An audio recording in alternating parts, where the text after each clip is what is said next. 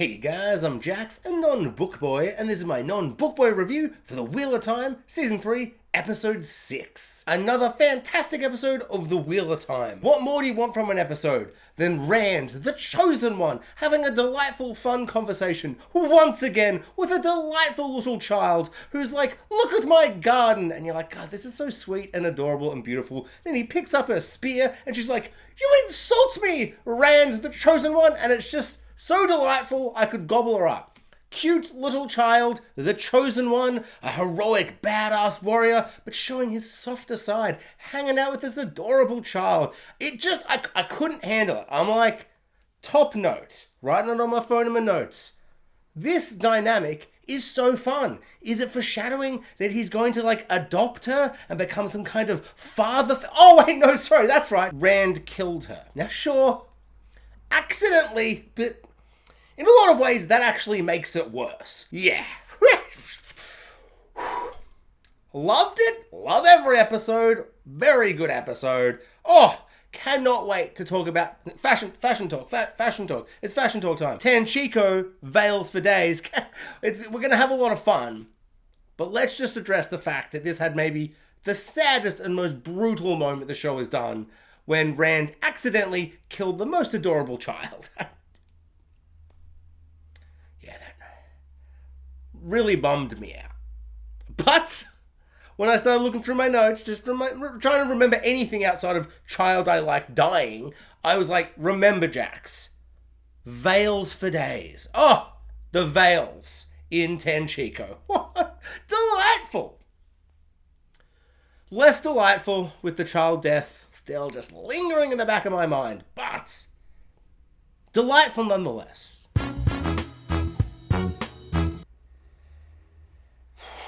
Yeah, so, I mean, let's get to the fun stuff later, but I feel like we've just got to talk about the giant dragon in the room. Or, sorry, the mad dragon in the room.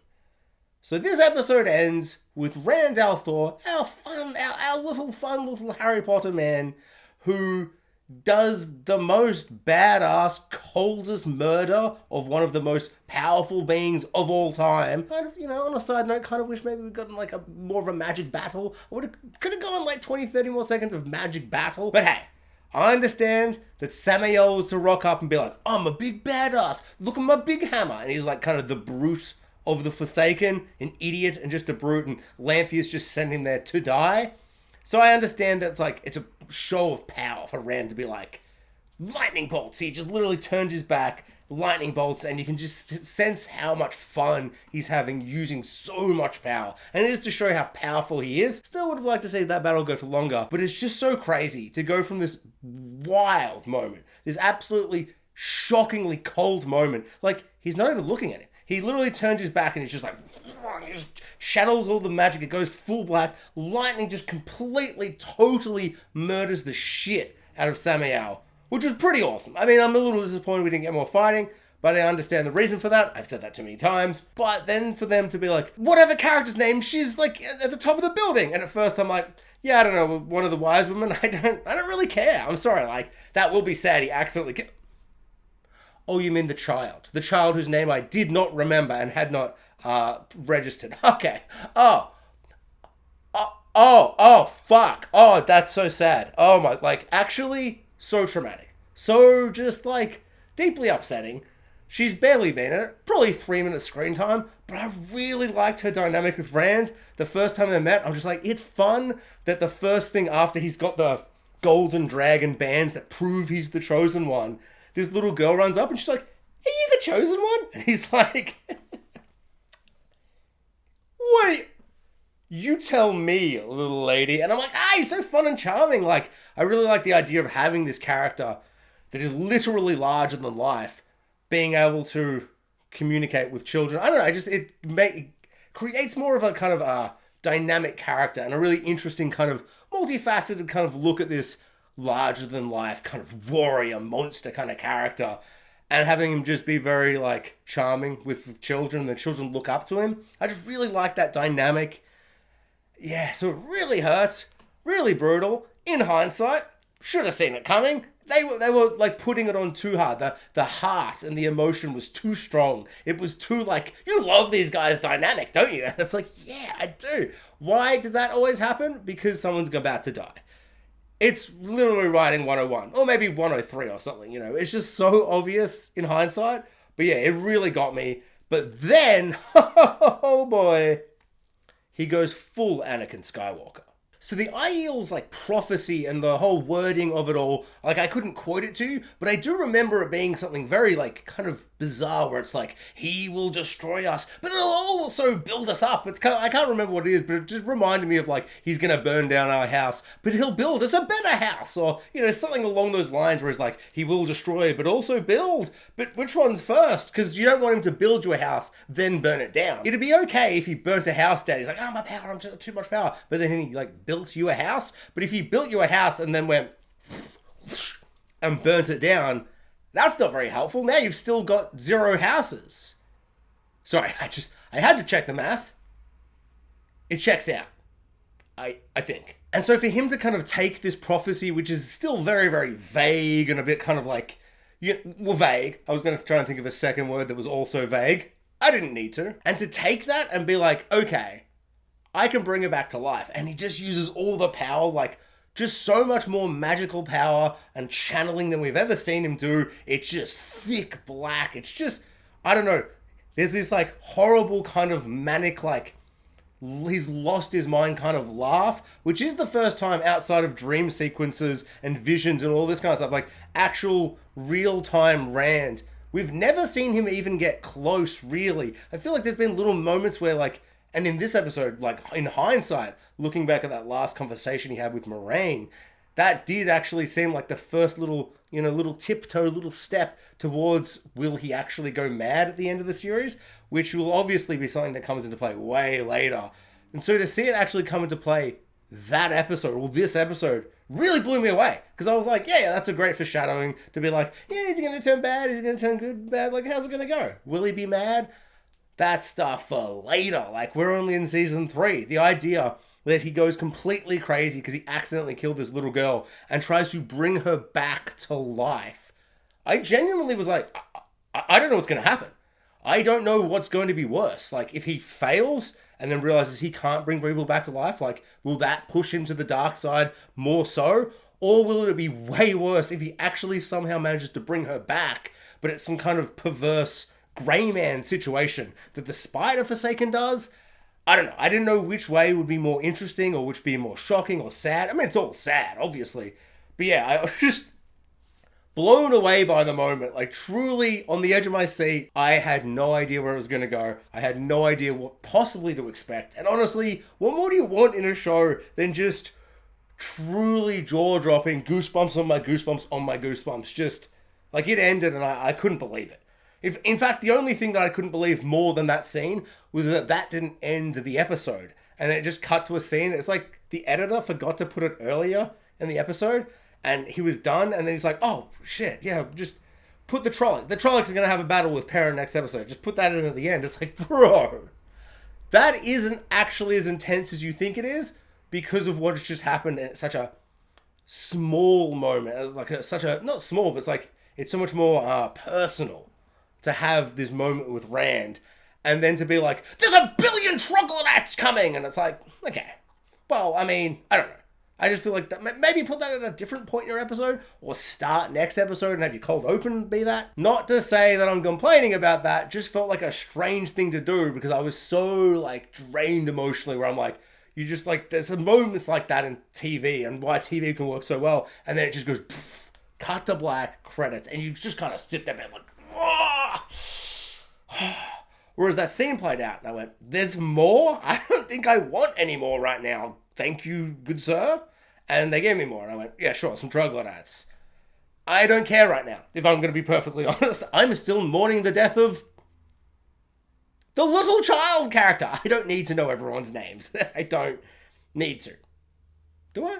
it is really interesting to think of Rand as less of like a Harry Potter and more of an Anakin Skywalker, which I guess has always been like literally like the show is the whole time they're like the dragon will either save the universe or he'll literally destroy it again because last time he done fucked up. He sucks. He actually sucked last time. He sucked. He didn't. He did it bad. He not good. And so it's kind of interesting to like now fully have a moment where he kind of loses his mind, tries to do something ridiculously impossible, fails, and just has gleeful madness in his eyes, almost Joker kind of like laughing at something so horrific and channeling so much power, and obviously just taking out the Forsaken just like that, and that's also terrifying if he's going to be start doing that to other like characters we like.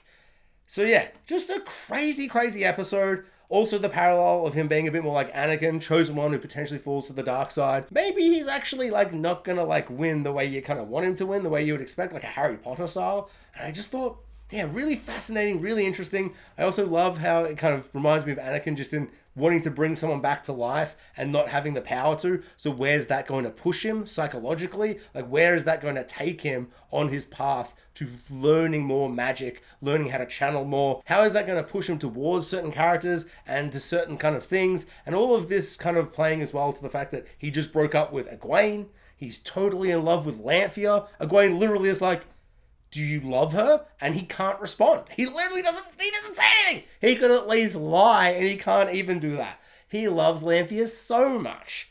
Because of course he does. I'm just watching her on screen, and I love her. Imagine if I touched her.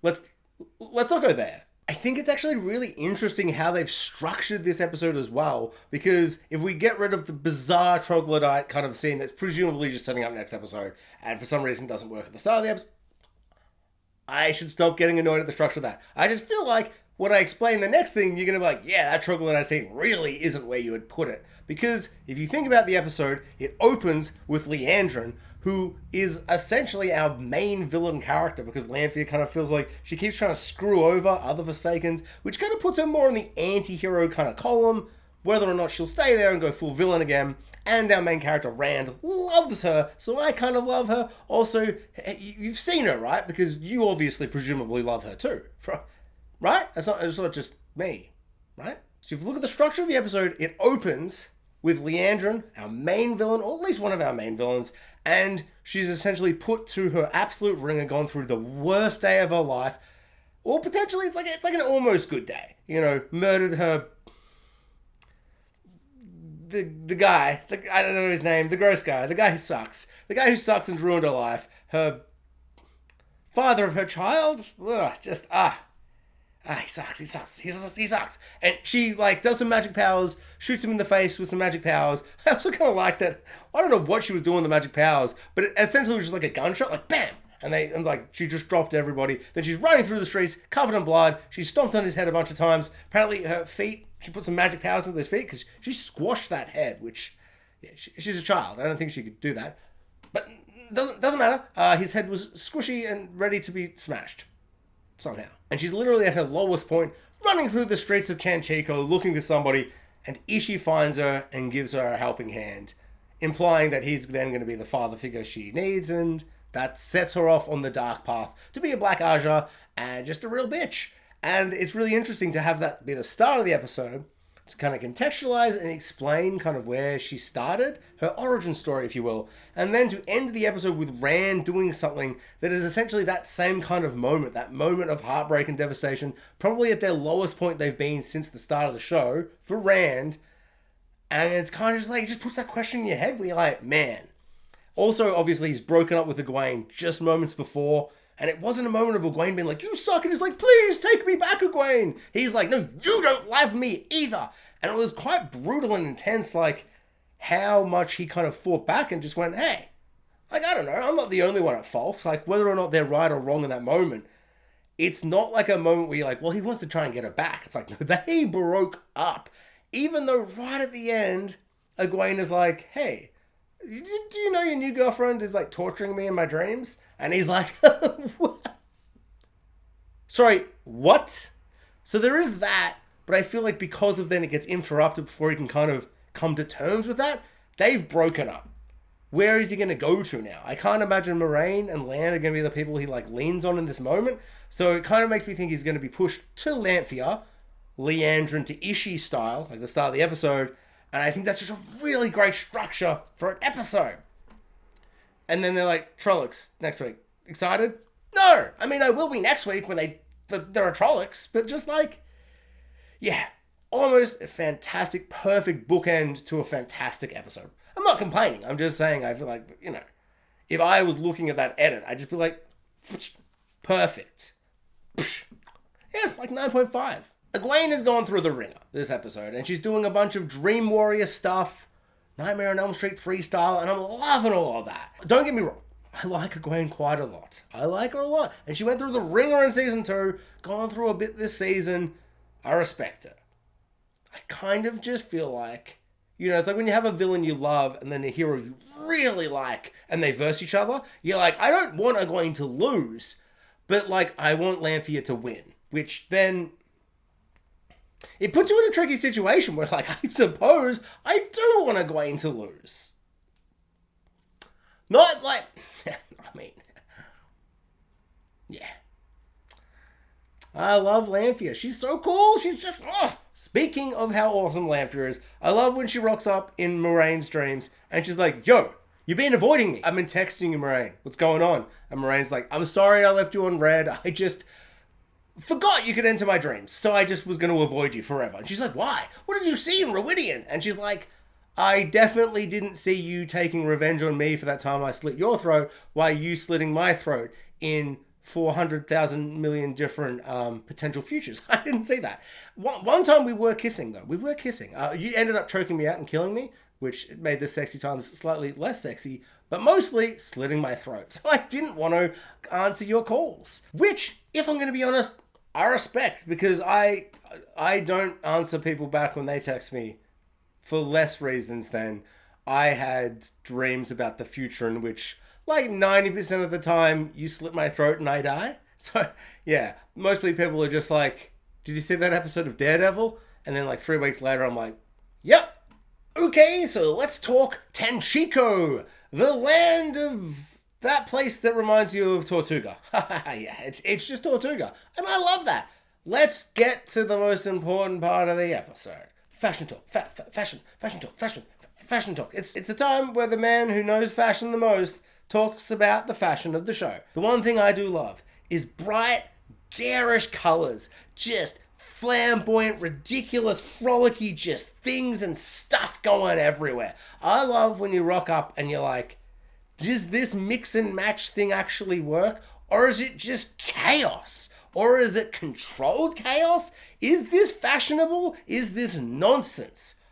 That fine line that is just taste, I suppose. I don't know what it is, but every single person in this episode was so delightfully awesome. Veils for days. Oh my lord, I wish I had a veil here in my house so I could just wear a veil for the whole episode. That would probably ruin how I talk, obviously, so that wouldn't be good. But I would look like a guy from Tanchiko. I really like the guy who had like a little bit of a veil going on, and there were so many different types of veils. Like, yeah, just lots of veils. Veils for days. Veils for days. What I did think of when I watched this episode is like Oprah went to Tanchiko, and she's just like, you get a veil! You get a veil! Everybody gets a veil! Delightful stuff. Truly delightful stuff. I mean, you might sense, you seem like you're pretending to care about fashion this week. Just that child dying, really. It's eating away at the, like, I feel like I've got like a strain in my back. I feel like I'm going to wake up tomorrow and be like, I broke my, oh my God, I can't move my back because I'm just so tense because I'm so mad at the show for doing something that seems so obvious in hindsight. God, great episode. What an episode. Something else about the costumes. So Tom the Gleeman rocks up and he's like, remember last time where I was a bit of a rugged cowboy, but like a folk singer man? What if I just dressed like the man with no name? I've got the black hat. I've got the full-on poncho situation going on. He's just the man with no name. But for someone who knows nobody's names in this show, he can't be the man with no name because he's Tom with an H. Why is there an H there? It feels like a Hunger Games character where it's Hey Mitch, but like Hey Mitch, not Hey Mitch. You know, there's like a Y in there for like why? I'm not complaining. I am halfway through the new Hunger Games book, and oh boy, is it incredible. No book boy does read books when they're in audiobook form, and I can listen, because I can't read, but I can listen when I drive. God, it's a good book. What were we talking about? Tom the Gleeman. Tom, the man who has a name. He is wearing a black hat, which, as a cowboy, he's very cowboy-esque. He's got the poncho going. He's got a black hat on.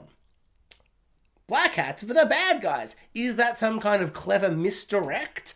Or is it incredibly sad, because I like him as a character, foreshadowing that he's going to turn evil? I don't know. All I know is having him wear just a thick, dark black hat set my mind ablaze. I was just like, how dare you? Because either very classical foreshadowing, because he's going to be evil, or a cheeky misdirect, because black hats are for evil characters. So for a good character to just wear a black hat and just not be evil is psycho.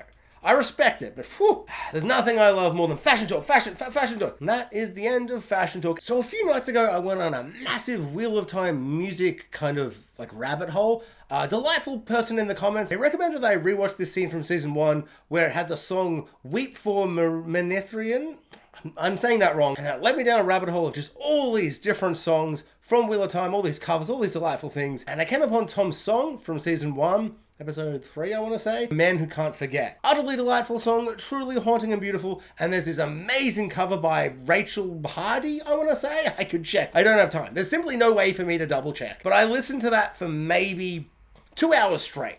It's such a good cover. And right in the middle, she does like the theme song. And she like builds that into the... It's just, it's really good. Check it out. I was going to say I'll put a link in the description. I won't. I have work very early tomorrow, and there's simply no time. In fact, like the time it would take me to do that, I've wasted that by saying I won't do that.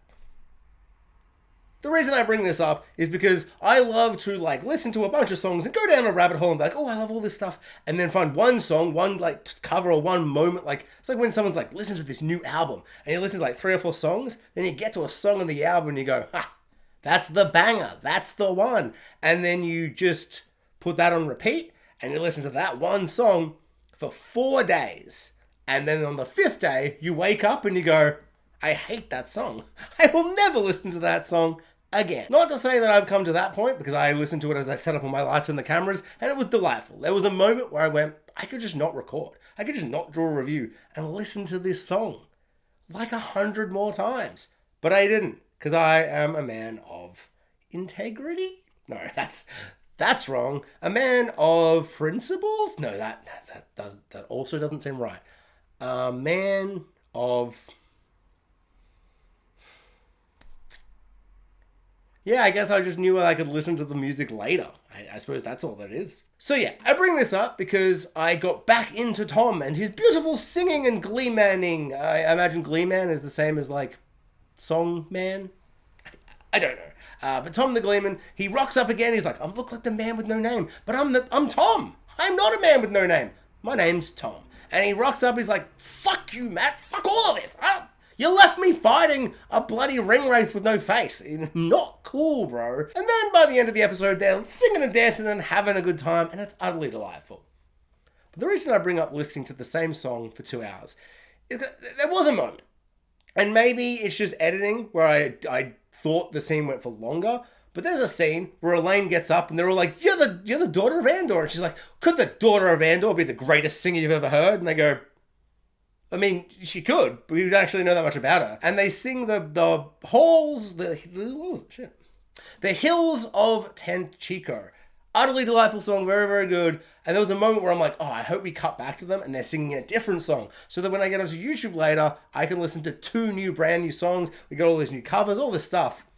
But that's not what happened. They sung the song, everyone celebrated, and then 2 characters rocked up to the party, presumably hours later, and they're just singing the same song.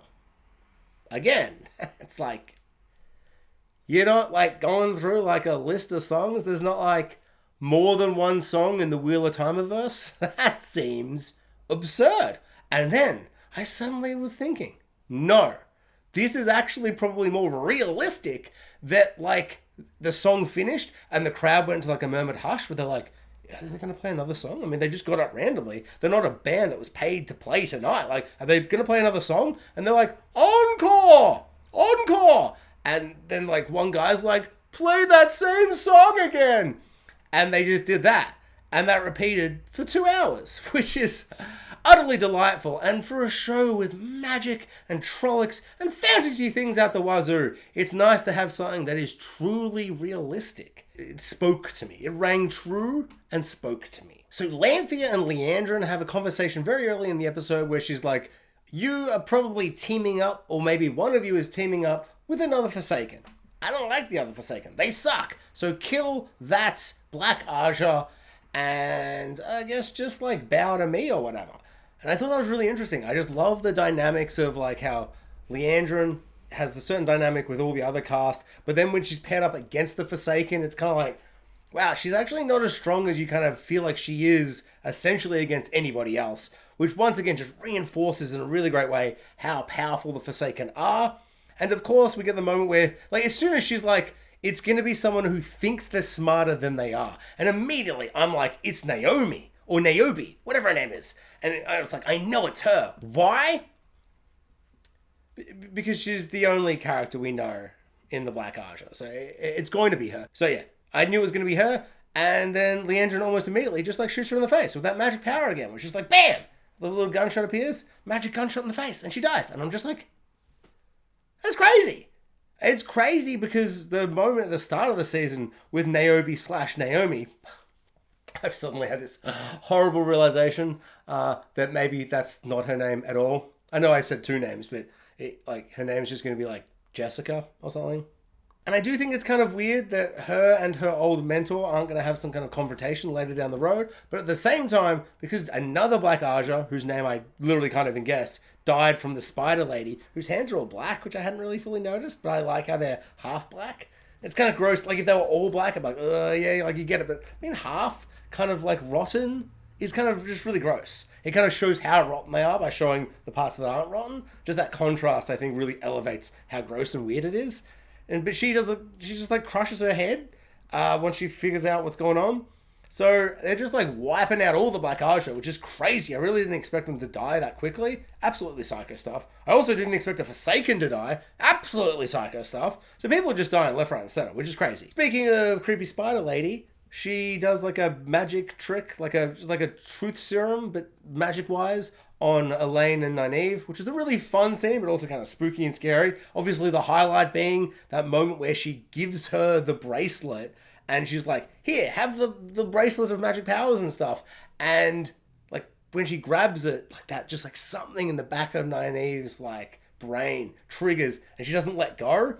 Which was really awesome and exciting. I also kind of like how like the spider lady implies, where she's like, hey, I can just like do this magic powers to you guys later. Also, does that mean that she can only do it to like channelers? I don't know. It just kind of feels like if she's going to leave them alive, that's because they're the channelers on the good guys' side. So presumably she can only do it to other channelers, or maybe it's stronger, like it's more effective to them. Just hypothesizing. But I really do like kind of the idea where she's like, kind of just like impressed. Like she's like, hey, like I still got what I wanted, but I'm actually like, because immediately she's like, you guys are strong. Hey, you're blocking. Hey, you're really strong, but you're blocking. What's going on there? And Nynaeve admits that she's just kind of scared of the power, which we kind of knew already, but it's nice to have her actually say it. But just that kind of respect of like Spider Lady being like, I kind of respect that. That's like kind of cool, man. Like, you're super strong. And maybe I'm going to like use you again and make you kill other people because you're super strong. And I just thought that was really fun. Just a fun little scene, which does remind me of a moment I didn't love. So they're in Tanchiko, they're having a laugh, they're drinking, they got to find the two bracelets and the chest piece, the collar. And Matt's just kind of like, you guys, like, could you find it? I'll give you money. And then the guy rocks up, he's like, yeah, I don't know, we just had it down at the pawn shop. Can I have like $10 for it? And they just like give him $10 and they get it. And it's like comically easy, like too easy. And I know the show doesn't have time to spend doing all these things, but that's the kind of moment where I'm like, that's where you want to spend 10 more minutes just to really strengthen kind of like the plot moments, because it's so convenient. It's so easy. They didn't even show a montage. Like, I'm not saying like film 15 different locations and all these things and make it convoluted how they get it, but just give me a montage where Matt and the crew go and they ask a bunch of people, hey bro, have you seen this thingy-majiggy? And then dun dun dun, and you just have them talk to 15 different people. Have all of them be like, shut up. Have one of them try and have sex with them. Have one of them try and sell them something. Have Matt accidentally buy a thing and now he's got this big elaborate robe that he doesn't want and he's wasted all his money and he's got to do some gambling. Like, but quick fire it. Like, I don't want you to spend 20 minutes of your 70-minute episode on it. But in 5 minutes, you can give me what feels like 20 minutes of plot quickly and concisely in a montage. A really fun montage. And you can kind of trick how many locations you have in Tanchiko. There are ways you can do this, and I just kind of find it really like cheap and kind of limits the scope of the story when they go to one bar and they ask two guys, and one of those guys is like, yeah, no, I have it. Like my mum's pawn shop. Just kind of frustrating how, like, stupid and silly how easy it was to get that. But hey, we're all having fun outside of the children we love dying. We're all having fun. That is just a very critical critique on how I think you could have done it with the budget still intact. Maybe have one less veil in every scene. No, that's crazy. Don't do that. Maybe I'm wrong. Maybe there's no time to do it. I don't know. I just feel like that was like the first time this whole season where I'm like, that is just pretty lazy. But hey, what are you going to do? What are you going to do? I mean, make it better, write it, do it differently, but hey. In conclusion, I love this episode, but in more important conclusion, I feel like I'm dogging Perrin in my reviews. I love Perrin. I love Perrin a bunch. I love Perrin. I love Perrin and Lady Gaga. They almost had sex this episode, and I'm like, nice. That's good stuff. Yeah, I just feel like there's less to discuss in terms of meaty, juicy, interesting stuff. I thought it was very, very charming that she keeps talking about this horn she wants to get, and he's just kind of like, he rolls out the paper and he's like, hey, that's my best mate. Maybe he found the horn, maybe he blew it, and yeah, maybe my best mate's the best, and you're never getting that horn. I just thought that was really, really funny. Also, just like what a naive, quaint little world it is, where you just show someone an image and they go, oh, well, that solves everything. That's not just a random drawing someone drew. She hasn't even met Matt. She doesn't even know that's it's just the faith leap that Lady Gaga went through when he just like rolled out like a piece of paper with a drawing on it and was like, yeah, the horn's my mate's. He got it. You can't get it now. And just like, oh, fair enough. Madness. Insane. That being said, the amount of times I watch something on Instagram or TikTok and I'm like that can't be real because like my brain says it's not, but also I saw it with my eyes. So it must be real.